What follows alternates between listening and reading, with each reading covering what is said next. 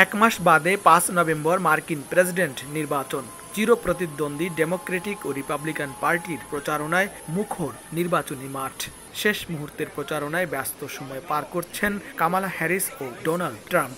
এর মধ্যে কিছুটা সুবিধাজনক অবস্থায় সরকারি দলের প্রার্থী মার্কিন ভাইস প্রেসিডেন্ট কামালা হ্যারিস প্রচারণা চালালেও বিরোধী দল রিপাবলিকানের হয়ে হামলা আর মামলার প্রতিকূল পরিবেশে লড়ছেন সাবেক মার্কিন প্রেসিডেন্ট ডোনাল্ড ট্রাম্প। সুপ্রিম কোর্টের আদেশে কিছুটা স্বস্তি মিললেও হঠাৎ করে পুরনো মামলায় নতুন সম্পূরক অভিযোগ কপালে চিন্তার ভাঁজ ফেলেছে ট্রাম্পের।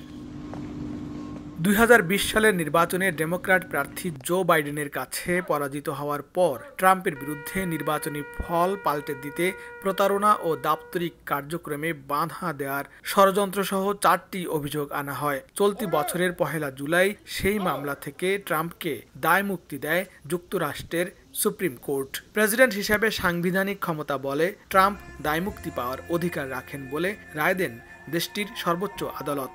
এবার ওই মামলায় নতুন সংশোধিত অভিযোগও সেই ৪টি অভিযোগই রয়েছে। আগামী কয়েক সপ্তাহের মধ্যে ওয়াশিংটনের জেলা বিচারক নতুন অভিযোগ নিয়ে শুনানি করবেন বলে জানা গেছে। এদিকে নতুন অভিযোগের কঠোর সমালোচনা করেছেন ট্রাম্প। নিজের সামাজিক যোগাযোগ মাধ্যম ট্রুথ সোশ্যালে দেয়া এক পোস্টে তিনি বলেন, পুরো মামলাটি সুপ্রিম কোর্টের দায়মুক্তির রায়ের ভিত্তিতেই পরিচালিত হতে হবে। নির্বাচন থেকে জনগণকে সরাতে নতুন এ অভিযোগ আনা হয়েছে বলেও দাবি তার। নতুন অভিযোগে আশ্চর্য হওয়ার মতো কিছুই নেই বলে জানিয়েছে ট্রাম্পের আইনজীবীরা। ২০২০ সালের প্রেসিডেন্ট নির্বাচনে পরাজয়ের ফল মানতে পারছিলেন না ট্রাম্প। তাই প্রেসিডেন্ট জো বাইডেনের বিজয় আনুষ্ঠানিকভাবে অনুমোদনের দিন ২০২১ সালের ৬ জানুয়ারি দেশটির কংগ্রেস ভবন ক্যাপিটল হিলে ট্রাম্পের সমর্থকরা হামলা চালান। অভিযোগ রয়েছে এতে ট্রাম্পের ইন্ধন ছিল।